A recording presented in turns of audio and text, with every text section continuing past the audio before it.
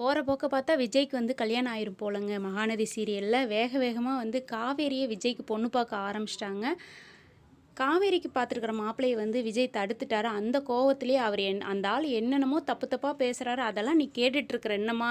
ஆனால் நான் அந்த ஆளை பற்றி ஒரு வார்த்தை கூட யாருக்கிட்டையுமே தப்பாக பேசலை. அந்த ஆள் அதை புரிஞ்சுக்கிடாமல் சும்மா நம்ம வீட்டுக்கே வந்து மிஸ்ஸுன்ட்டே வந்துட்டே நிற்கிறான் அப்படிங்கிற மாதிரி காவேரி ரொம்ப கோவப்படுறாங்க. அது மட்டும் இல்லை, சீக்கிரம் அந்த ஆளுக்கு ஒரு கல்யாணத்தை பண்ணி அந்த ஆளை கட் பண்ணி விட்டுறணும்.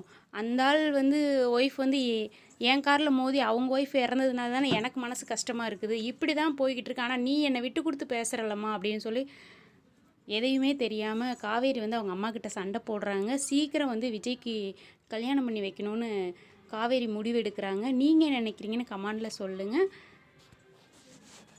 பிடிச்சிருந்தா ஒரு சப்ஸ்கிரைப் கொடுங்க. நம்ம சேனலில் அடுத்தடுத்து அப்டேட் வந்துக்கிட்டே இருக்குது. காவேரி விஜய் ஜோடியை பற்றி என்ன நினைக்கிறீங்கன்னு கீழே கமெண்ட் சொல்லுங்கள். சீக்கிரமே இவங்க ஒன்று சேரணும்னு நினைக்கிறவங்க கீழே எஸ்னு கமெண்ட் கொடுங்க. ரொம்ப நன்றிங்க.